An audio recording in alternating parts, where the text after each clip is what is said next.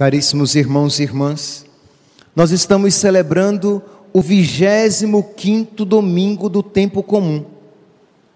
E nós poderíamos escolher uma frase da liturgia da palavra que nos ilumina, que pode nos iluminar que pode iluminar todo o discernimento, todo o direcionamento da nossa homilia de hoje. Nós podemos pegar aqui o versículo 8º da primeira leitura de hoje, retirada do profeta Isaías, versículo 8º. Meus pensamentos não são como os vossos pensamentos. Meus irmãos, aqui primeiramente é uma afirmação e um pesar de nosso Senhor. É um pesar porque o nosso coração é tão diferente do coração de nosso Senhor. E não deveria ser assim, não é verdade? Fomos batizados em Cristo para viver a vida de Cristo. Somos alimentados de Cristo com o seu corpo, sangue, alma e divindade. Somos alimentados pela sua palavra.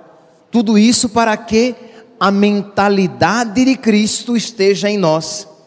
Não é isso que nós falamos com metanoia, convertei-vos, isto é mudar de mentalidade, é mudar de coração, é deixar Cristo viver em nós, como ouvimos na segunda leitura de hoje. Para mim, viver é Cristo e morrer é lucro. Carta de São Paulo aos Filipenses, capítulo 1, versículo 21. Pois para mim, viver é Cristo. Nós somos chamados a isso, meus santos. Ter um coração semelhante ao de nosso Senhor, mudar de mentalidade, convertermos-nos, deixar Cristo viver e atuar por meio de nós.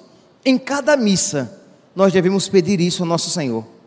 Em cada missa, nós devemos reconhecer: meu Deus, o meu coração é tão diferente do teu, mas dá-me um coração semelhante ao teu, de modo que eu olhe com os teus olhos, eu me aproxime com as tuas motivações, de modo que eu ame com o teu coração, eu perdoe com a tua generosidade, de modo, Senhor, que por misericórdia e por ação da tua graça, o Senhor olhe para mim e diga: ele é tão parecido comigo.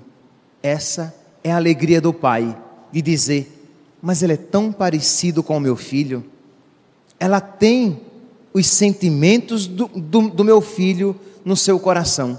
Essa é a alegria do Pai, essa é a alegria de Jesus, e é este o pesar de Deus. Os meus pensamentos são tão diferentes dos vossos. Então é um pesar, é uma tristeza e é também uma afirmação. Isto é, meus santos, o nosso coração é muito diferente do coração de Deus. É por isso então que nós iremos durante toda esta santa celebração pedir a Deus esta graça. Eu convido aqui a cada um, durante toda essa missa, que você peça a Deus essa graça, porque senão nós iremos participar da missa, iremos voltar para casa com o coração da mesma maneira. Esta não é a finalidade. Pois bem, para mostrar então quão diferente é o nosso coração do coração de Deus, para mostrar então a maneira diferente de Deus agir, tão diferente da nossa, a liturgia nos apresenta a primeira leitura de hoje. A liturgia nos apresenta o evangelho de hoje, retirado de Mateus, capítulo 20, versículo 1 e seguintes. Nosso Senhor conta uma parábola. Ele diz que um patrão, ele compara o reino dos céus com a história de um patrão que saiu de madrugada para contratar trabalhadores para a sua vinha. É claro aqui que o patrão é Deus, a vinha é o céu, é a graça, é o reino dos céus, é o estar com Deus. Pois bem, diz que ele foi às 6 horas da manhã, na primeira hora, e acertou com os trabalhadores uma moeda de prata. Isto é, se vocês trabalharem para mim, eu darei a vocês uma moeda de prata. Está claro aqui, meus santos, que esta uma moeda de prata é a salvação, é o símbolo da salvação. Se você trabalhar para mim, eu darei a você esta recompensa. Depois, alguns aceitaram. Depois, o patrão, generoso, é interessante aqui, que parece que o patrão necessita de empregados para trabalhar na sua vinha, quando na verdade é pura generosidade. É como se Deus precisasse de nós para evangelizar e fazer o bem. Ele não precisa, meus santos. Ele nos chama constantemente e nos chama a todos, porque Ele ama a todos com generosidade e não quer que nenhum se perca. Pois bem, este patrão, que representa Deus, ele vai às 9 da manhã, encontra alguns desocupados e contrata e diz: eu pagarei o que for justo. Ele acertou uma moeda de prata com os primeiros. A partir das 9, ele disse: eu pagarei o que for justo. Ao meio-dia, ele foi de novo, contratou mais alguns. Às 3 da tarde, ele foi de novo. Ora, qualquer um de nós, movido pela nossa lógica humana, diria: olha, eu não vou mais contratar ninguém, porque eu não vou contratar ninguém às 3 horas da tarde para trabalhar até às 6 da tarde. E eu vou ter que pagar uma diária inteira? Não, eu não vou pagar uma diária inteira então. Mas o patrão era diferente. Que este patrão, ele age, ele pensa com os pensamentos de Deus. E ele vai às 5 da tarde. Quer dizer, aqui, meus santos, nós vemos a generosidade. O patrão, ele quer contratar o máximo, o maior número possível de empregados. Deus quer ganhar o maior número de pessoas. Deus quer ganhar todos os corações aqui presentes. Quando eu falei, peça a Deus a graça de um coração diferente. Peça a Deus a graça de pensar como Ele, de amar como Ele, de se aproximar das pessoas como Ele, de namorar de uma maneira que agrade a Jesus, de ser um marido da maneira que agrade a Jesus, de ser uma esposa segundo o pensamento de Jesus. Quando eu digo isso, e digo a você, peça isso, a maravilha, a alegria é, Deus quer conceder isso.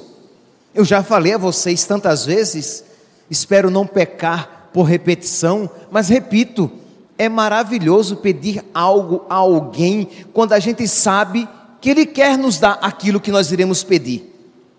Quando vamos pedir a alguém uma coisa que a pessoa não quer nos dar, a gente procura palavras bonitas para convencer a pessoa.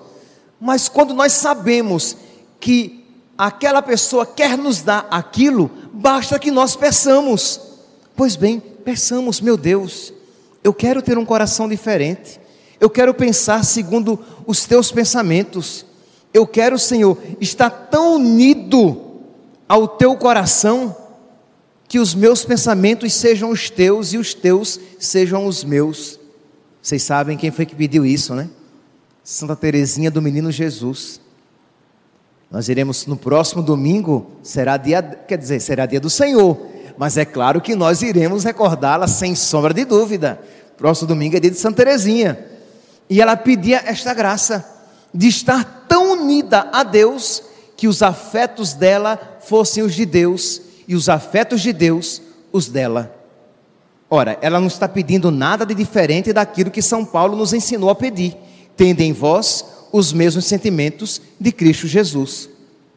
Nós podemos e devemos pedir a Deus esta graça. Mas padre, é uma graça muito grande, amar como Jesus, olhar para as pessoas como Jesus, viver todas as coisas na minha vida de uma maneira digna de Jesus e do Evangelho. Sim, mas não é isso o que, por exemplo, São Paulo está pedindo que nós peçamos quando diz: vivei à altura do Evangelho de Cristo. finalzinho da segunda leitura de hoje, que a nossa vida esteja, não para o nosso orgulho, para a nossa vaidade, mas para a glória de Cristo, que a nossa vida esteja à altura do Evangelho. Você como casado, eu como padre, você como solteiro, você no seu namoro, você no seu trabalho, vivendo à altura do Evangelho de Cristo, de uma maneira que nós alegremos nosso Senhor, de uma maneira que nós glorifiquemos a Deus com os nossos atos.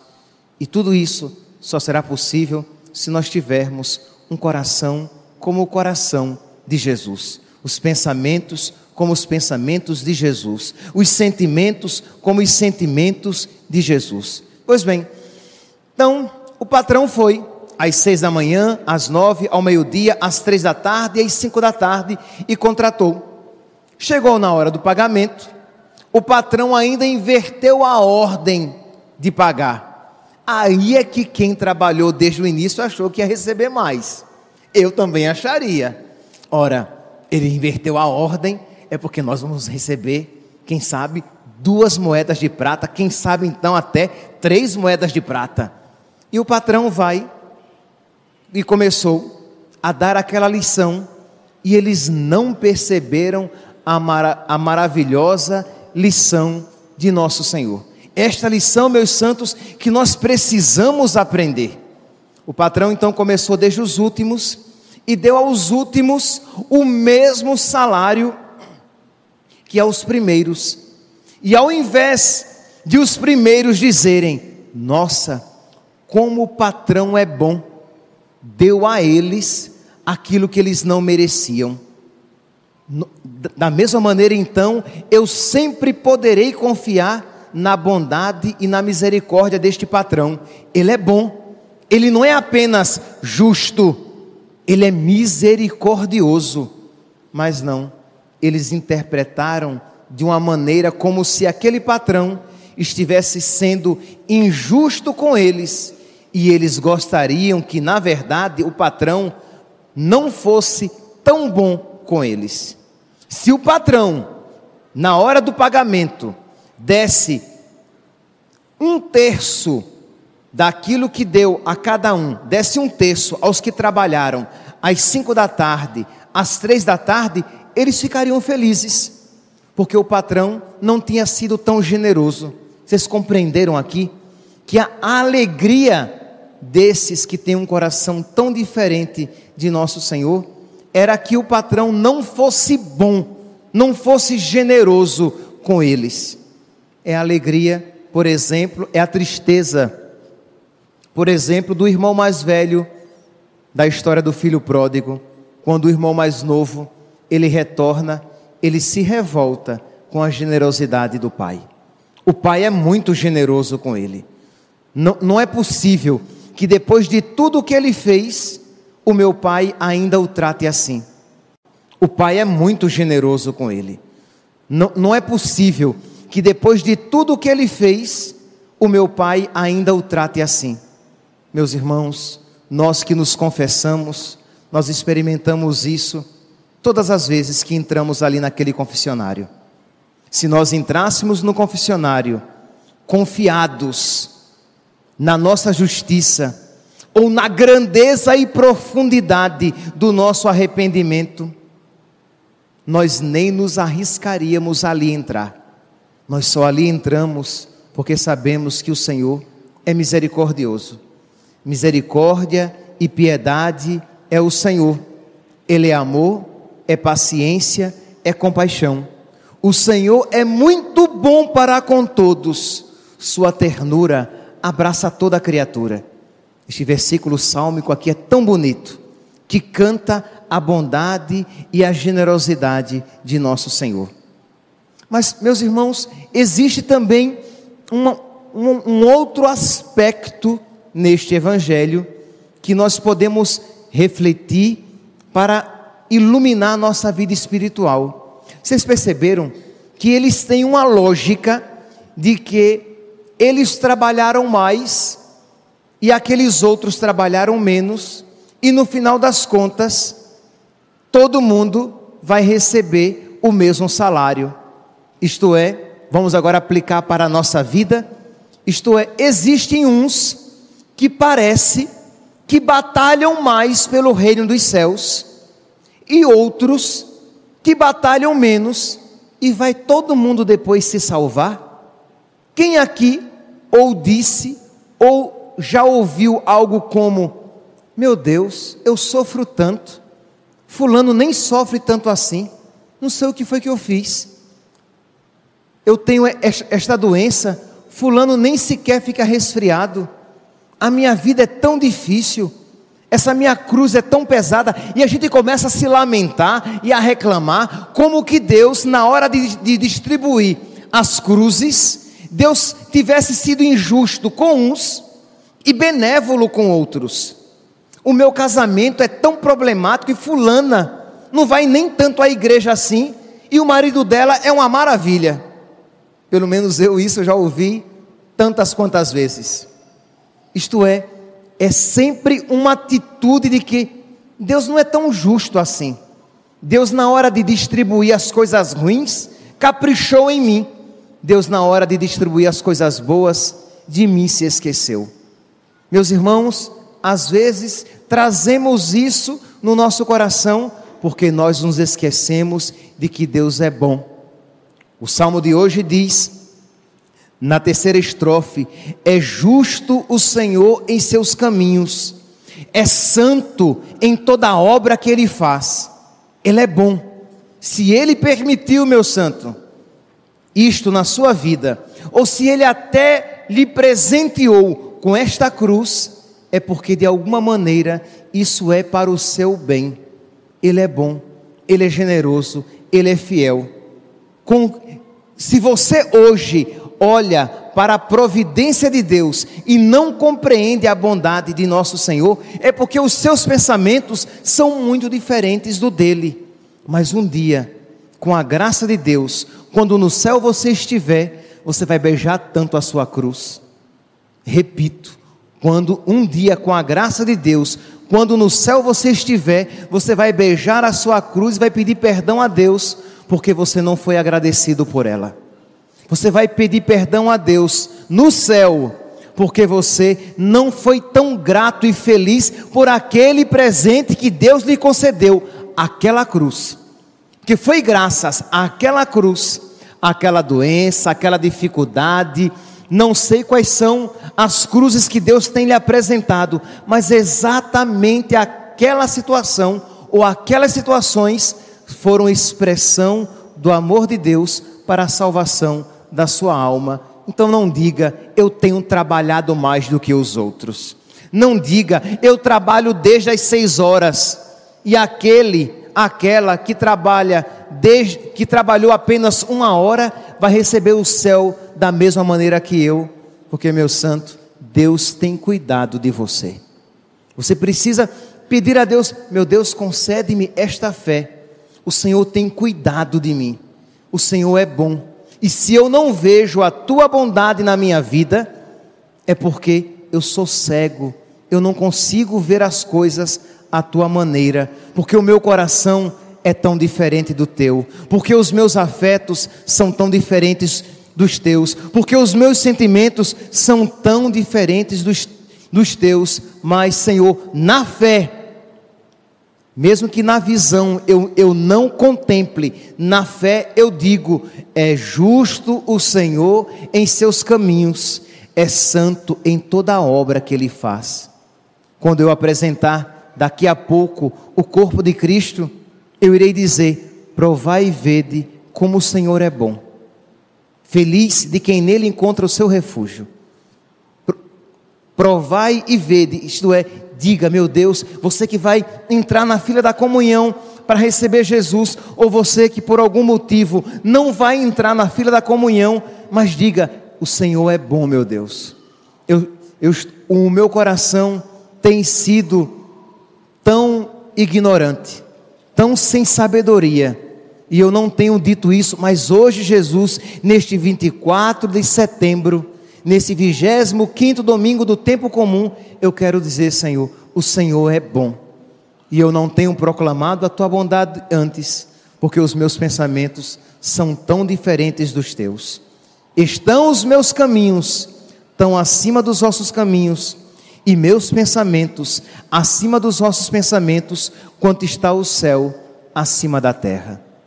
Pois bem, meus irmãos, vendo então, pelo menos na fé, a bondade de Deus, o quanto Ele tem sido bom conosco, a resposta da nossa vida não pode ser diferente, senão com generosidade. Peça a Deus.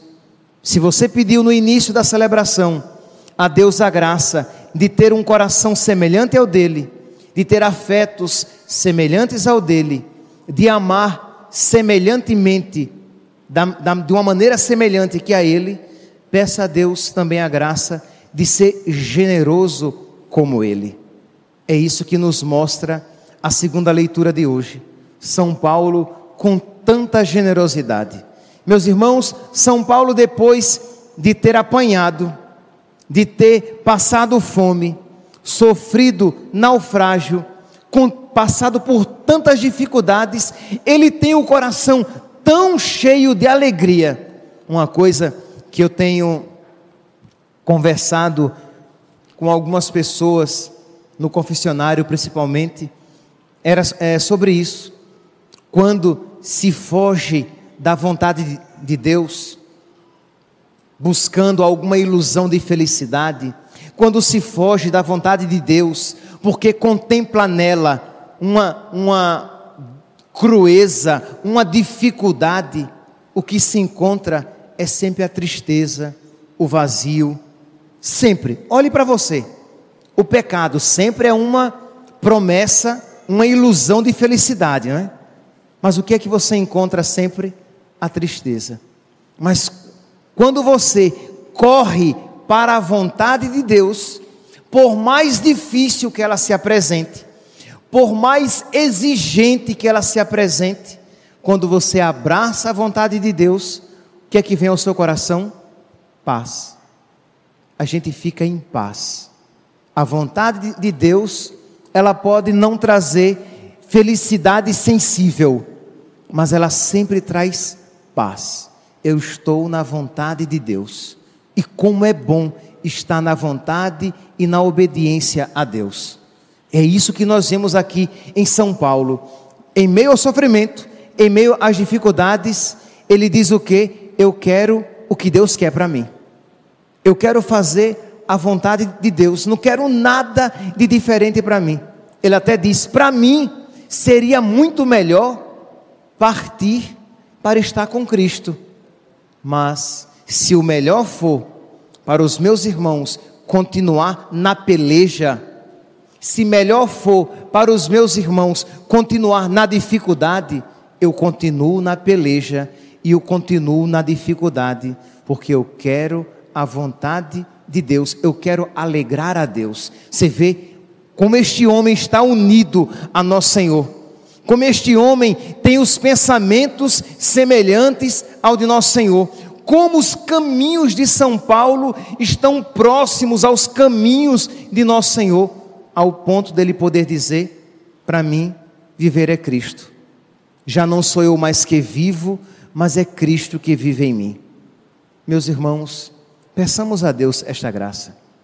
Nós não podemos, meus santos, nós não podemos receber Jesus e não suplicar a Ele esta graça.